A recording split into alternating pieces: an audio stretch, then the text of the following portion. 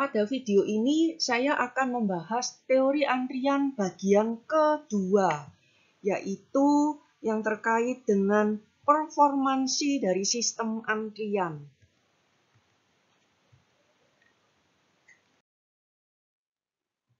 Ukuran performansi dari sistem antrian itu adalah kita melihat penilaian terhadap sistem antrian pada kondisi steady state, di mana sistem antrian sudah berjalan dengan stabil dan cukup lama. Nah, ada beberapa parameter, yaitu pertama, LS, rata-rata banyaknya customer di dalam sistem antrian. LQ, rata-rata atau ekspektasi dari banyaknya customer yang antri. Nah, kalau L itu menunjukkan banyaknya customer, baik dalam sistem antrian maupun yang sedang mengantri, sekarang kita lihat waktu tunggu. Waktu tunggu, rata-rata waktu tunggu di dalam sistem itu adalah WS. Dan rata-rata waktu tunggu dalam antri itu adalah WQ. Jadi, waktu mengantri rata-ratanya adalah WQ. Jadi kita lihat, ada S, ada Q. Kalau Q berarti yang kita perhatikan hanya antrian.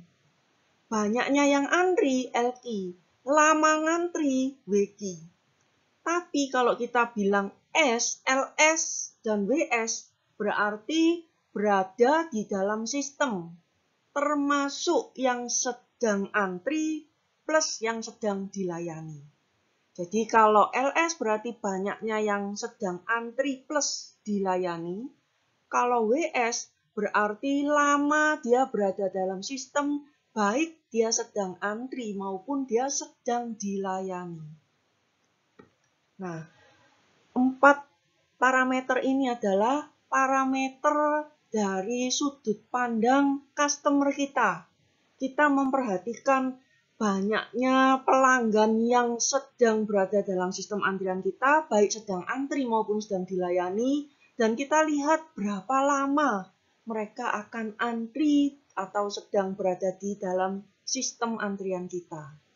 Parameter berikutnya, ini adalah parameter dari sisi pengelola sistem antrian. Kita akan mempertimbangkan rata-rata banyaknya server yang sibuk atau sekaligus persentase dari utilisasi server. Nah, rata-rata banyaknya server yang sibuk itu kita beri nama C rata-rata. Bayangkan bahwa seandainya kita menyiapkan server pelayannya adalah 10 dan rata-rata yang sibuk cuma 1, berarti 9 server lainnya itu rata-rata menganggur. Tentu saja sebagai pengelola kita tidak mengharapkan server kita banyak menganggur. Untuk itu ada 2 jalan. Pertama, datangkan customer sebanyak mungkin supaya server kita nggak nganggur. Atau kalau memang customernya belum bisa didatangkan dengan banyak, maka kita kurangi saja servernya.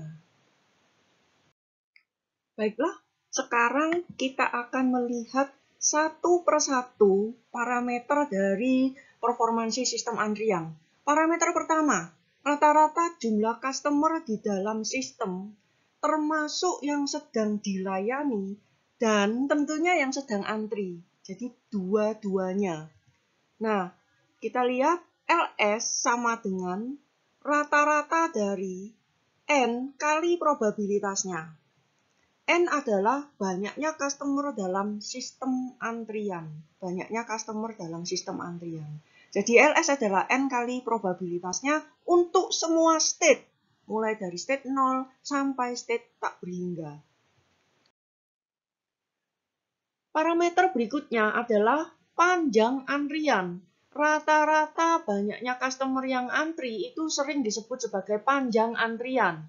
Sekali lagi, tidak termasuk mereka yang sedang dilayani. Nah, kalau demikian, parameter LQ ini adalah kita keluarkan mereka yang sedang kita layani. Misalkan, banyaknya server yang disiapkan adalah C. Kalau customer yang datang masih kurang dari C, maka tidak ada antrian. Kapan kita mulai antri? Customer mulai antri apabila N, banyaknya customer dalam sistem melebihi servernya yang kita siapkan. Jadi melebihi jumlah server. Sehingga jumlahannya adalah mulai dari banyaknya customer sebanyak C, banyaknya server plus 1 sampai habis, sampai tak berhingga.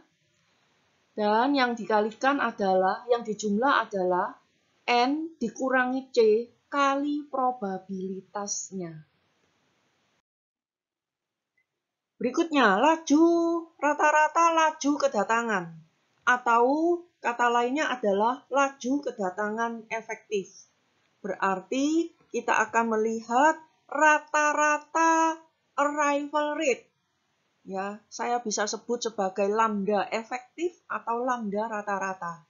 Nah, itu adalah rata-rata lambda. Sehingga perhitungannya adalah jumlahan dari lambda n kali probabilitasnya untuk semua state yang mungkin. Nah, satuannya adalah pelanggan per satuan waktu. Jadi yang masuk, misalkan dalam 1 jam yang masuk berapa pelanggan per jam. Biasanya rata-rata laju kedatangan ini adalah independen terhadap jumlah customer dalam sistem antrian. Terutama pada saat kita berhadapan dengan populasi yang tak berhingga. Berikutnya, WS, rata-rata waktu tunggu di dalam sistem. Ini adalah waktu tunggu dalam sistem untuk setiap customer atau rata-rata berapa lama seorang customer berada dalam sistem antrian. WS tidak kita hitung secara langsung, tapi kita lihat nilainya, kita hubungkan dengan LS. Ya. Jadi WS ini komponennya adalah waktu pelayanan termasuk di dalamnya. Nah, hubungan antara LS dan WS. LS adalah lambda efektif kita kalikan dengan WS. Rata-rata waktu tunggu dalam antrian atau WQ itu adalah rata-rata waktu tunggu dalam antrian untuk setiap customer. Nah, kuncinya adalah bedanya dengan WS tadi, WQ tidak termasuk waktu dia dilayani. Jadi tidak termasuk waktu pelayanan. Kita juga tidak akan mencari WQ langsung, tapi kita cari dari LQ. Yaitu kita cari dari hubungan antara LQ lambda efektif dan WQ. LQ sama dengan lambda efektif kali WQ. Hubungan antara WS dan WQ. Jadi kita akan lihat dari sisi waktu pelayanan.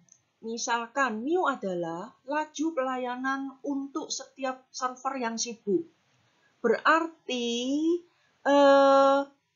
sepermu adalah rata-rata waktu pelayanan.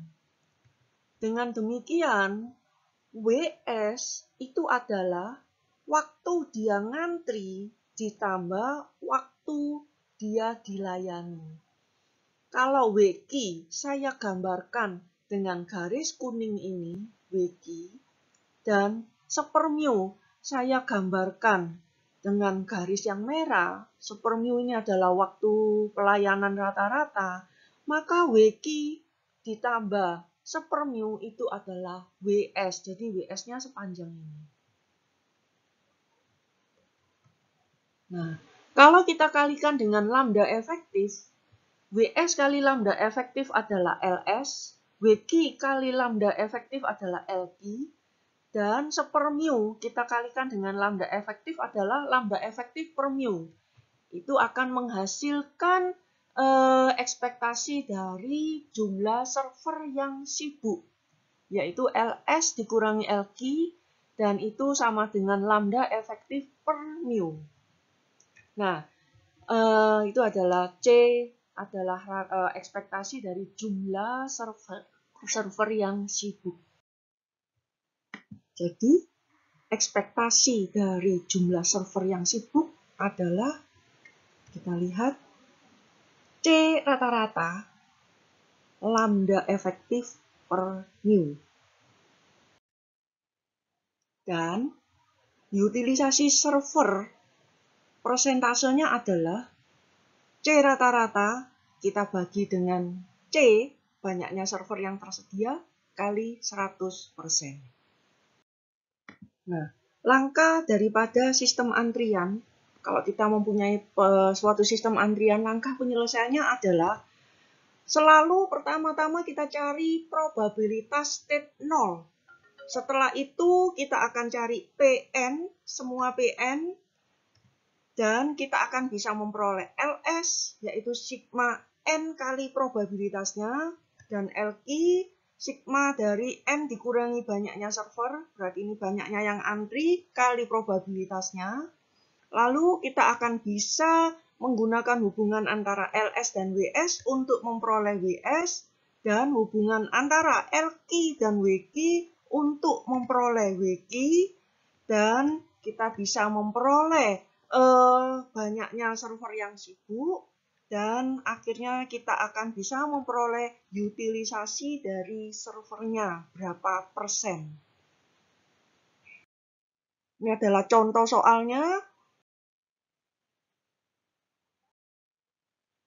Nah, sekarang notasi standar dari suatu model antrian adalah B, distribusi waktu antar kedatangan, wait process, D, distribusi waktu pelayanan, dead process, S ini adalah banyaknya paralel server, K, kapasitas dari sistem antrian maksimumnya berapa, hitungannya adalah termasuk yang antri plus yang sedang dilayani, dan N besar ini adalah ukuran populasi pemakai sistem antrian.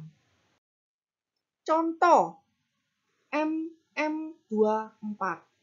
Maka distribusi waktu antar kedatangan adalah Markovian, distribusi waktu pelayanan adalah Markovian, paralel servernya S adalah ada 2 server, kapasitas maksimum sistem adalah 4, dan tidak ada penjelasan tentang ukuran populasi pemakai sistem antrian.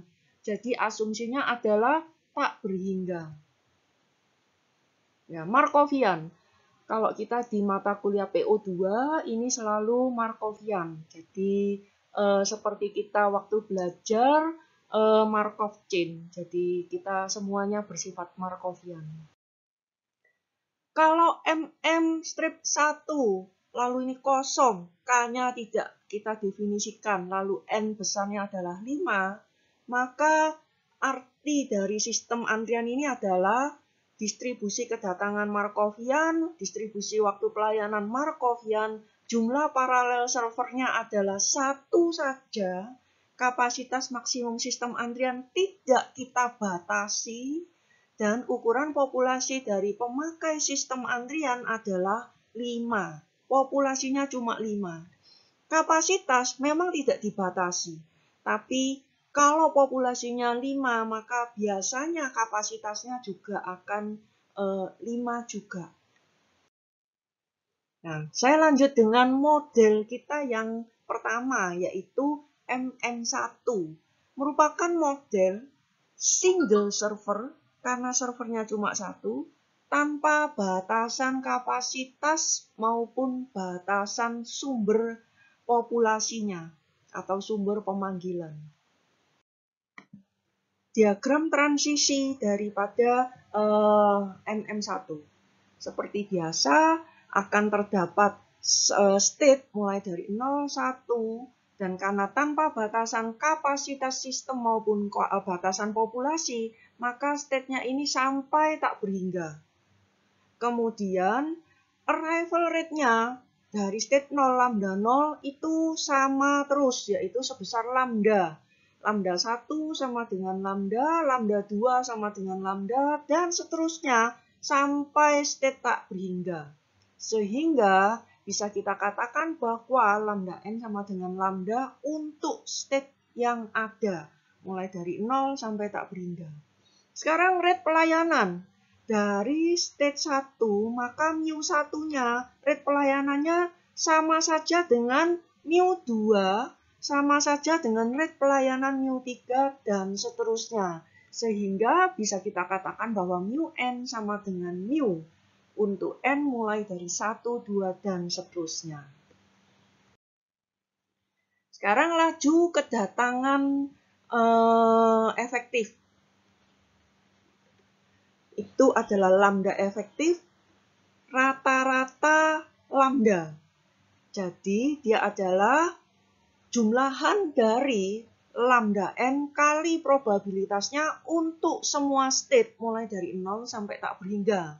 Nah, karena kita tahu bahwa tadi lambda n sama dengan lambda untuk n berapapun, maka lambda n ini saya ganti dengan lambda. Jadi lambda kali probabilitasnya kita jumlahkan mulai dari state 0 sampai tak berhingga. Nah, karena lambda ini adalah suatu bilangan, maka saya bisa keluarkan dari sigma. Jadi lambda kali sigma Pn, n mulai dari 0 sampai tak berhingga. Nah, kita tahu bahwa ini adalah jumlahan probabilitas. Jumlah probabilitas dalam statistik bisa kita ketahui ini adalah 1. Jadi ini adalah lambda kali 1. Sehingga dengan demikian kita peroleh bahwa lambda efektif sama dengan lambda. Nah, sekarang MM1 pada saat kita mencari solusinya selalu kita cari dari P0. Bagaimana kita mencari P0 dan Pn? Karena lambda per mu itu adalah rho, kita misalkan rho, maka kita akan dapatkan bahwa Pn itu Cn kali P0. Jadi itu adalah rho pangkat n kali P0 untuk semua n yang ada. Kemudian karena jumlah probabilitas itu 1, maka kita akan dapatkan P0, kita keluarkan 1 plus rho kuadrat dan seterusnya sama dengan 1. Dan kita gunakan rumus deret tak berhingga yang konvergen. Kalau rho-nya kurang dari 1, maka kita akan dapatkan bahwa jumlah deretnya adalah 1/1 minus rho. Jadi P0 kali 1 dibagi 1 minus rho adalah 1, kita dapatkan P0-nya. Kalau kita dapatkan P0, maka kita juga akan dapatkan Pn. Nah, hasil P0 dan hasil Pn akan kita gunakan dalam mencari parameter-parameter dari sistem antrian MM1 selanjutnya. Kita lihat. Mencari LS. LS itu adalah rata-rata dari n kali probabilitasnya. Jadi jumlahan dari n kali probabilitasnya. Kita akan gunakan Pn, maka kita akan dapatkan LS adalah sigma dari 1 minus rho kali rho pangkat n. Ini adalah Pn tadi. Ini adalah Pn. Selanjutnya, saya akan menggunakan sifat bahwa kalau rho pangkat n saya turunkan terhadap rho, maka hasilnya adalah n kali rho pangkat n-1. Nah, sifat ini akan saya gunakan di LS kita. Nah, jadi turunan dari rho pangkat n, meskipun ada sigmanya ini juga berlaku, ini adalah n kali rho pangkat n-1. Dan kita bisa peroleh, ini adalah 1 minus rho pangkat rho, turunan pertama dari sigma rho pangkat n terhadap rho. Sekarang kita akan gunakan sifat dari deret. Ini deret tak berhingga. Ini hasilnya adalah 1/1 minus rho. Ya, ini adalah 1/1 minus rho. Kalau saya turunkan terhadap rho, maka hasilnya adalah 1/1 minus rho kuadrat. Ini bisa kita coret. Hasilnya adalah inilah LS-nya. Jadi, kalau kalian penurunannya bingung, yang penting tahu bahwa LS adalah rho dibagi 1 minus rho. Atau kalau kalian tulis rho ini adalah lambda per mu, maka hasilnya adalah lambda dibagi mu min lambda. Nah, ekspektasi jumlah customer dalam antrian atau LQ ini adalah jumlahan yang antri. Jadi jumlahan dari N banyaknya customer dalam sistem dikurangi banyaknya server kali probabilitasnya. Kita jumlahkan mulai dari C plus 1 sampai tak berhingga. Karena MM1 berarti servernya 1, maka N mulai dari 2 sampai tak berhingga. Dan ini adalah N minus C minus 1 kali probabilitasnya. Sekarang saya mau membuat probabilitas supaya saya bisa menggunakan deret. Maka N dari 2 sampai tak berhingga saya ganti mulai 0 sampai tak berhingga. Dengan catatan harus kita kurangi dengan N0 dan N1. Ya, dari N-1 kali Pn. Kita kalikan nih, sigma N kali probabilitasnya, dikurangi sigma 1 kali probabilitasnya. Ya, kita jumlahkan. Nah, kemudian ini masukkan N sama dengan 0. Masukkan N sama dengan 0, berarti ini 0 dikurangi 1 min 1 kali P0. Lalu kita masukkan N1, berarti N min 1-nya 0. Ini hasilnya. Sekarang kita lihat lagi. Sigma dari N kali Pn ini adalah LS. Sigma Pn jumlah probabilitas untuk semua state nilainya 1. Dan ini plus P0. Jadi ini adalah LS. Ini adalah 1, dan ini adalah P0. Min kali min jadi plus. Nah, ini hasil LQ-nya. Jadi, kalau kalian tidak mau menurunkan LQ, maka minimum kita bisa menggunakan LQ adalah LS dikurangi lambda per mu. Atau ini kalau kalian turunkan lebih lanjut, tadi adalah rho kuadrat dibagi 1 minus rho.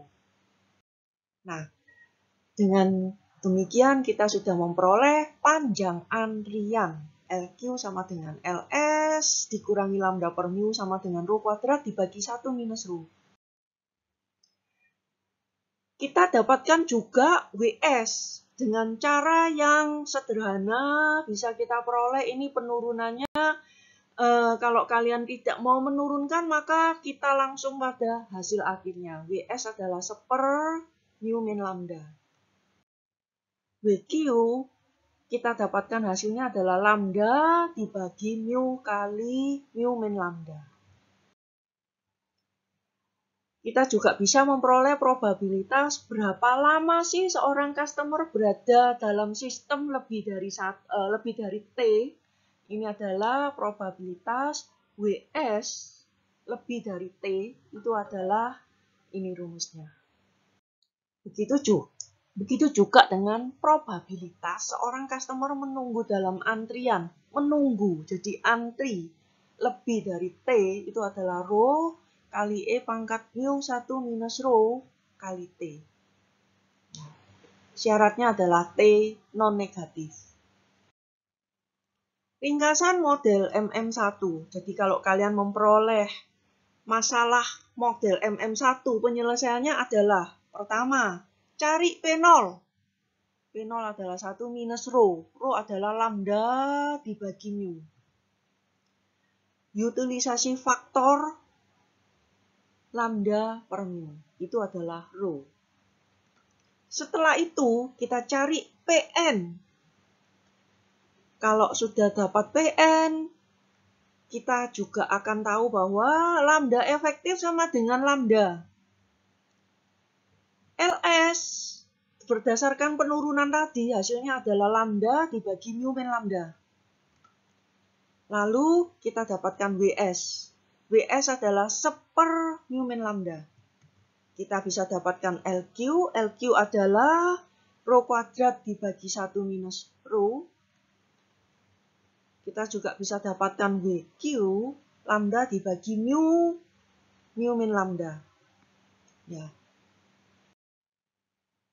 Ini contohnya akan kita bahas di kemudian hari. Sekian, selamat belajar.